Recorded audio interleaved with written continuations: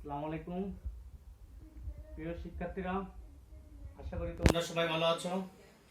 আজকে আমি আলোচনা করব বিবিএ সম্মান দ্বিতীয় বর্ষের ব্যবসায় গণিত বইয়ের পারমুটেশন এন্ড কম্বিনেশন অধ্যায় নিয়ে। পারমুটেশন অর্থ হলো বিন্যাস এন্ড কম্বিনেশন অর্থ হলো সমাবেশ। তাহলে বিন্যাস আর সমাবেশ অঙ্ক দুটো প্রায় একই জাতীয়, আমরা কিভাবে চিনব? যদি প্রশ্নে সাজানো, শব্দ গঠন, অক্ষর গঠন, বর্ণ গঠন এগুলো উল্লেখ ইত্যাদি এগুলো উল্লেখ থাকে, তাহলে আমরা বুঝবো এটা বিন্যাসের অঙ্ক। আর যদি উল্লেখ থাকে নির্বাচন করা, বাছাই করা, দল গঠন, কমিটি গঠন, তাহলে আমরা বুঝবো এটা সমাবেশের অঙ্ক। বিন্যাসের সূত্র হলো বিন্যাস ইংরেজি হলো পারমুটেশন।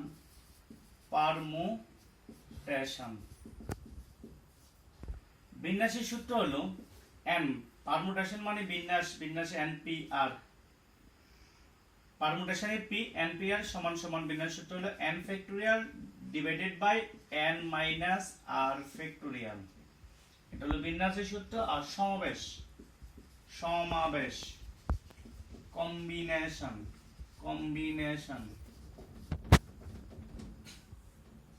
সমাবেশ সূত্র হলো এন, সমাবেশের কম্বিনেশনে সি, এন সি আর সমান সমান N factorial divided by R factorial into N minus R factorial. এই চিহ্নটা হলো ফ্যাক্টোরিয়ালের চিহ্ন।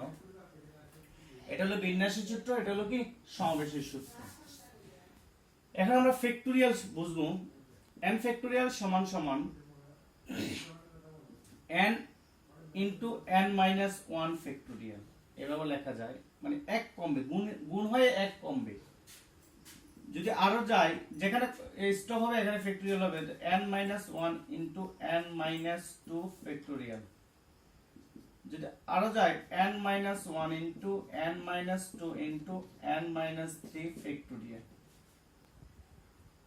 এটা হয়তো তোমরা বুঝতেছো না, আমি একটু তোমাদেরকে বোঝানোর জন্য যেমন লিখি 8 ফ্যাক্টোরিয়াল। 8 ফ্যাক্টোরিয়াল মানে 8 এক কমবে। যদি আমি আরেক ভাঙি এটাকে, তাহলে 8 ইন্টু 7, সাথে আমি স্টপ করছি 7 ফ্যাক্টোরিয়াল। যদি আমি আরো নিচের দিকে যাব, 8 ইন্টু 7 ইন্টু 6 ফ্যাক্টোরিয়াল, মানে এক কমে এক করে কমে গুণ হবে। ফ্যাক্টোরিয়াল বাংলা এক করে কমে গুণ হয়ে এক পর্যন্ত আসবে, একবার এক পর্যন্ত আসবে। যদি 100 ফ্যাক্টোরিয়াল হয় 100 ইন্টু 99 ইন্টু 98 ইন্টু এভাবে এক পর্যন্ত আসবে। আর যেই জায়গায় আমি স্টপ করবো ওই জায়গায়, যেমন 8 কে ভাঙছি 7 এ স্টপ করছি 7 ফ্যাক্টোরিয়াল, 8 কে ভাঙছি 6 স্টপ করছি 6 ফ্যাক্টোরিয়াল। যদি আমি 5 এ স্টপ করি তাহলে 5 ফ্যাক্টোরিয়াল। আর যদি আমি একে নিয়ে যাই তাহলে 7 8 into 7 into 6 into 5 into 4 into 3 into 2 into 1, 8 7 6 5 7 2 7 3 2 1, তাহলে আমার 1 ফ্যাক্টোরিয়াল। এক পর্যন্ত আসলে আর ফ্যাক্টোরিয়াল দিতে হবে না। আর যদি আমি মাঝখানে যে কোনো জায়গায় স্টপ করে ওখানে ফ্যাক্টোরিয়াল হবে। আশা করি তোমরা বুঝতে পারছো। যেমন এটা আমি এটাকে ভাঙছি n ফ্যাক্টোরিয়াল। n ফ্যাক্টোরিয়াল যদি n এর মান যদি আমি 8 ধরি, তাহলে এরপরটা কত হবে 7, তার মানে 8 মাইনাস 1 7 ফ্যাক্টোরিয়াল। যদি 8 ধরি, 8 মাইনাস 1 কমবে, n এর মান 8, 8 মাইনাস 1 7, 8 মাইনাস 2 6 ফ্যাক্টোরিয়াল। যদি 8 ধরি, 8 মাইনাস 1 7, 8 মাইনাস 2 6, 8 মাইনাস 3 5 ফ্যাক্টোরিয়াল। আমি আশা করি তোমরা ফ্যাক্টোরিয়াল সম্পর্কে বুঝতে পারছো। আমরা বিন্যাসের অঙ্ক নিয়ে এখন আলোচনা করব। প্রিয় শিক্ষার্থীরা, এখন আমরা পারমুটেশনের একটি অঙ্ক নিয়ে আলোচনা করব। অঙ্কটি হলো প্যারালাল শব্দটির অক্ষরগুলো সবগুলো একত্র নিয়ে কত প্রকারে সাজানো যায়। সাজানো বলা আছে। সাজানো যদি আমরা জানি, সাজানো যদি বলা থাকে, অক্ষর গঠন, বর্ণ গঠন, শব্দ গঠন যদি হয়, তাহলে এটা বিন্যাসের অঙ্ক। তাহলে আমরা বুঝলাম এটা বিন্যাসের অঙ্ক, সাজানো লেখা আছে তা বের করে। এবং স্বরবর্ণগুলোকে একত্রে রাখলে অক্ষরগুলোকে কত প্রকারে সাজানো যায়, এবং স্বরবর্ণগুলোকে একত্রে না রাখলে অক্ষরগুলোকে কত প্রকারে সাজানো যায়। প্যারালাল শব্দটির সবগুলো বর্ণ পুনরায় যত প্রকারে সাজানো যায় তা বের করো। তাহলে আমার এখানে অঙ্কের অংশ হলো 4টা অংশ। প্রথম অংশটা হলো প্যারালাল শব্দটির অক্ষরগুলো সবগুলো একত্রে নিয়ে যত প্রকারে সাজানো যায় তা বের করো। স্বরবর্ণগুলোকে একত্রে রাখলে অক্ষরগুলোকে যত প্রকারে সাজানো যায়, এবং স্বরবর্ণগুলোকে একত্রে না রাখলে অক্ষরগুলোকে যত প্রকারে সাজানো যায়। প্যারালাল শব্দটির সবগুলো বর্ণ পুনরায় যত প্রকারে সাজানো যায় তা বের করো। তাহলে আমার চারটা অংশ, আমি প্রথম অংশ করি। প্রথম অংশ, তাহলে প্রথম অংশ হলো বলছে প্যারালাল শব্দটির সবগুলো একত্রে নিয়ে যত প্রকারে সাজানো যায়। তাহলে প্রথম আমরা কি, প্যারালাল শব্দটিতে মোট অক্ষর আছে, প্যারালাল শব্দটিতে মোট অক্ষর আছে, শব্দটিতে মোট অক্ষর আছে, মোট অক্ষর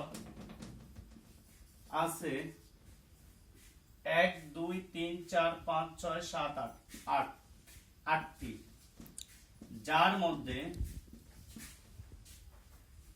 মধ্যে পি একাধিক এ দুইটি, যার মধ্যে এ দুইটি এল তিনটি, যার মধ্যে এ দুইটি এল তিনটি। সুতরাং নির্ণয় বিন্যাস সংখ্যা, নির্ণয় বিন্যাস সংখ্যা। তাহলে প্যারালাল শব্দটিতে মোট অক্ষর আছে কয়টা? 8টি। 8টি অক্ষর থাকলে তাহলে উপরে হবে 8 ফ্যাক্টোরিয়াল, যতটি অক্ষর আছে অত ফ্যাক্টোরিয়াল উপরে। আর নিচে একাধিক শব্দ আছে, এ দুইটি আছে, কারণ 2 ফ্যাক্টোরিয়াল ইনটু এল তিনটি আছে 3 ফ্যাক্টোরিয়াল। তোমরা কি জিনিসটা বুঝতে পারছো প্রিয় ছাত্রছাত্রীরা? এখানে মোট যতটা অক্ষর আছে এটা উপরে 8টা অক্ষর আছে, 8 ফ্যাক্টোরিয়াল। আর এ একাধিক আছে, তাহলে এ একাধিক কয়টা আছে? 2টা, এই কারণে 2 ফ্যাক্টোরিয়াল। এল একাধিক কয়টা আছে? 3টা, এই কারণে 3 ফ্যাক্টোরিয়াল।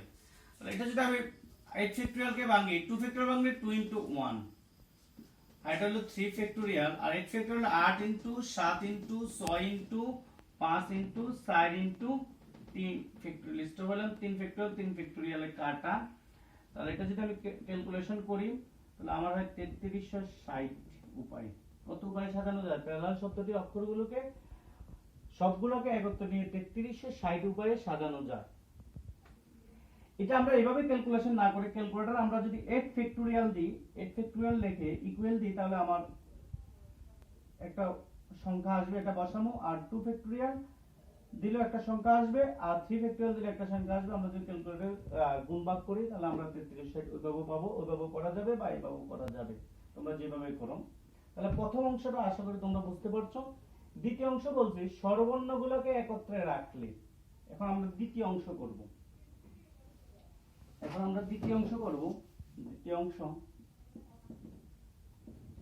দ্বিতীয় অংশ বলছে স্বরবর্ণগুলোকে একত্রে রাখলে। স্বরবর্ণ, ব্যঞ্জন বর্ণ। তাহলে ইংরেজি স্বরবর্ণ হলো বাউল। বাউল কয়টা? 5টা, এ ই আই উ ইউ। বাউল কয়টা? 5টা, এ ই আই উ, এগুলো স্বরবর্ণ। আর কনসোনেন্ট গুলো হলো ব্যঞ্জন বর্ণ, ব্যঞ্জন বর্ণ। তাহলে স্বরবর্ণগুলোকে একত্রে, তাহলে প্যারালাল শব্দটিতে আমার স্বরবর্ণ, এখন প্যারালাল, প্যারালাল শব্দটিতে স্বরবর্ণ আছে আমার কয়টা? 3টা। প্যারালাল শব্দটিতে আমার স্বরবর্ণ আছে কয়টা? 3টা। তো 3টা স্বরবর্ণকে একত্রে রাখার জন্য বলছে। তো 3টা স্বরবর্ণকে যদি আমি একত্রে রাখি তাহলে আমার প্যারালাল শব্দটা কিভাবে হয়? পি আর এল এল এল এল, আর 3টা স্বরবর্ণকে আমাকে একত্রে রাখার জন্য বলছে।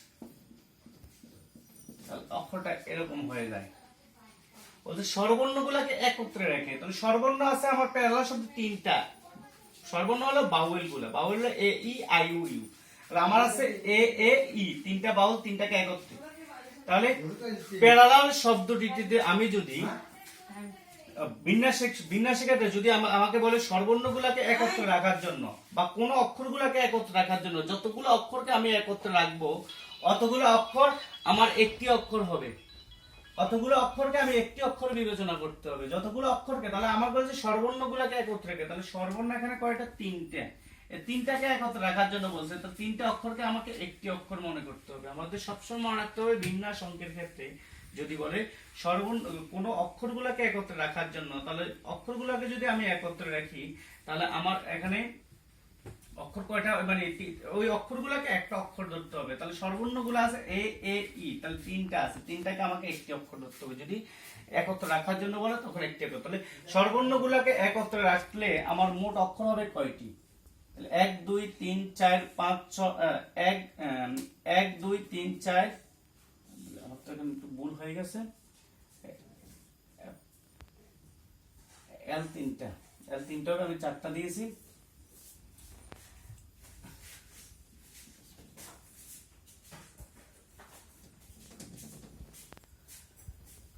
যদি আমি স্বরবর্ণগুলোকে একত্রে রাখি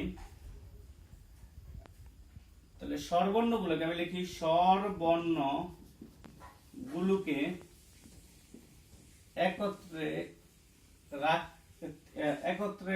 স্বরবর্ণগুলোকে এভাবে লিখে আমি তিনটিকে একটি অক্ষর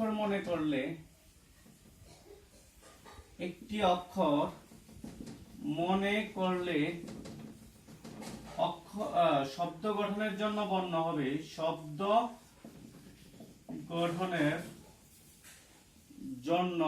বর্ণ হবে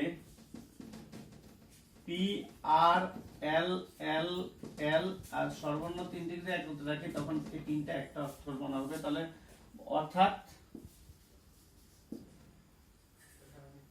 মোট অক্ষর 6টি আমি বিন্যাস করি সুতরাং নির্ণয় বিন্যাস সংখ্যা তাহলে স্বরবর্ণগুলোকে একত্রে রাখলে আমার অক্ষর হয় কয়টি 1 2 3 4 5 আর স্বরবর্ণ তিনটাকে আমাকে একটি অক্ষর মনে রাখতে হবে বিন্যাসের ক্ষেত্রে যদি বলে কোন অক্ষরগুলোকে একত্রে রাখার জন্য বলে ওই তিনটে অক্ষরকে যতগুলো অক্ষর একত্রে রাখতে বলবো অতগুলো অক্ষরকে একটি অক্ষর বিবেচনা করতে হবে তাহলে একটি অক্ষর বিবেচনা করলে 1 2 3 4 5 6 তাহলে মোট অক্ষর হয় 6টা যার মধ্যে এল কয়টা 3টা আর একাধিক আছে নাই এল 3টা এবং 3 ফ্যাক্টরিয়াল 1 2 3 4 5 6 উপরে 6 ফ্যাক্টরিয়াল আর নিচে হলো এল 3টা আছে একাধিক 3 ফ্যাক্টরিয়াল আবার স্বরবর্ণগুলো নিজেদের মধ্যে আবার বিন্যাস হবে স্বরবর্ণ তিনটা স্বরবর্ণ আছে কয়টা তিনটা হলো 3 ফ্যাক্টরিয়াল যার মধ্যে এই দুইটা 2 ফ্যাক্টরিয়াল এই স্বরবর্ণ নিজেদের মধ্যে আবার বিন্যাস করতে হবে গুণ দিয়ে আবার স্বরবর্ণ নিজেদের মধ্যে বিন্যাস করতে হবে এটা উত্তর হয় আমার 6 ফ্যাক্টরিয়াল মানে 6 into 5 into 7 into 3 into 2 factorial 2 factorial আচ্ছা 30 37 120 360 আমার 360 তাহলে স্বরবর্ণগুলোকে একত্রে রেখে মোট বিন্যাস হয় আমার 360 উপায়ে বিন্যাস করা যায় আমরা আশা করি বুঝতে পেরেছো আমি আবার বলি যদি বলে স্বরবর্ণগুলো মানে কোন অক্ষরগুলোকে একত্রে রেখে বিন্যাস করার জন্য বলে তাহলে ওই অক্ষরগুলোকে একটি অক্ষর মনে করতে হবে ওই অক্ষরগুলোকে একটি এখানে বলছে স্বরবর্ণগুলোকে একত্রে রেখে তাহলে প্যারালাল শব্দটির স্বরবর্ণ আছে 3টা তাহলে এ এ ই 3টা হলে আমার স্বরবর্ণগুলোকে আমি একত্রে করলাম করার পরে এ ই তাহলে 3টা অক্ষরকে আমি একটি অক্ষর ধরবো কয়টি অক্ষর ধরবো একটি আর এদিকে অক্ষর আছে কয়টা পি আর এল এল এল 5টা 1 2 3 4 5 5 এ কয়টা 6টা তাহলে প্যারালাল শব্দটিতে মোট অক্ষর হয় কয়টা 6টা তাহলে মোটকে আমরা জানি তাহলে মোটকে ভাগ দিতে হবে 6 ফ্যাক্টরিয়াল আর 6টাকে আমার প্যারালাল তখন আমার এল হয় একাধিক পি একাধিক নাই আর একাধিক নাই আমার এল একাধিক 3টা আছে এই কারণে 3 ফ্যাক্টরিয়াল ইনটু দেব আবার এই স্বরবর্ণ তিনটাকে আমি একত্রে রাখছি ওই তিনটার মধ্যে আমার আবার বিন্যাস করতে হবে তিনটার মধ্যে বিন্যাস হলো উপর 300 অক্ষর কয়টা এখানে 3টা 3 ফ্যাক্টরিয়াল ভাগ এখানে একাধিক আছে তাহলে একাধিক কয়টা আছে এ দুইবার আছে এই কারণে 2 ফ্যাক্টরিয়াল দিয়ে ভাগ যদি 2 ফ্যাক্টরিয়াল দিয়ে ভাগ এর ক্যালকুলেশন হলো 360 এটা আশা করি তোমরা বুঝতে পেরেছো 360 উপরে স্বরবর্ণগুলো একত্রে রাখলে প্যারালাল শব্দটিকে বিন্যাস করা যাবে এখন স্বরবর্ণগুলোকে একত্রে না রেখে বিন্যাস তৃতীয় অংশ এখন আমরা করব তৃতীয়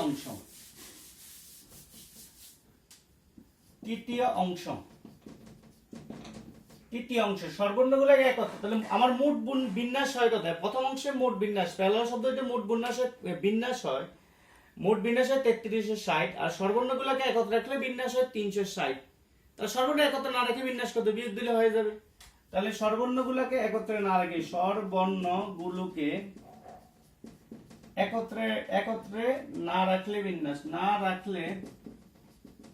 বিন্যাস স্বরবর্ণগুলোকে একত্রে না রেখে বিন্যাস 33 মোট বিন্যাস হয় 3360 আর স্বরবর্ণ একত্রে রাখলে বিন্যাস হয় 360 আমার 3000 এটা সর্বর্ণগুলোকে মানে মোট বিন্যাস থেকে সর্বর্ণগুলোকে একত্রে না রেখে বিন্যাস বাদ দিলে আমার সর্বর্ণ একত্রে না রেখে বিন্যাস, একত্রে রেখে বিন্যাস, সর্বর্ণকে একত্রে না রেখে বিন্যাস, দুটো মিলেই হয় আমার মোট বিন্যাস। এই জন্য মোট বিন্যাস থেকে আমার সর্বর্ণগুলোকে একত্রে রেখে বিন্যাস বাদ দিলে আমার যেটা পাওয়া যাবে এটা হবে সর্বর্ণগুলোকে একত্রে না রেখে বিন্যাস। আবার চতুর্থ অংশ, আমার চতুর্থ অংশ,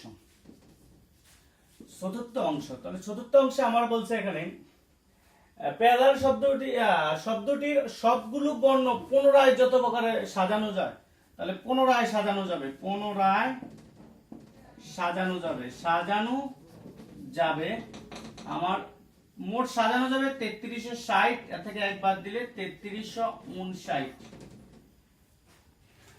3359। যদি বলে কোন শব্দকে পুনরায় কতভাবে সাজানো যাবে, তখন এক বিয়োগ দিতে হবে। যেমন আমি বুঝাই তোমাদেরকে, আমি দেখো এখানে সিঁড়ি পাবো,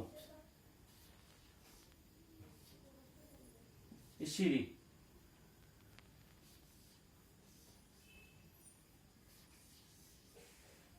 আমি যখন এখানে সিঁড়ি পাইতেছি, প্রথমে একটা তুলছি, তারপর দুইটা, তারপর তিনটা, তারপর চারটা, 1 2 3 4।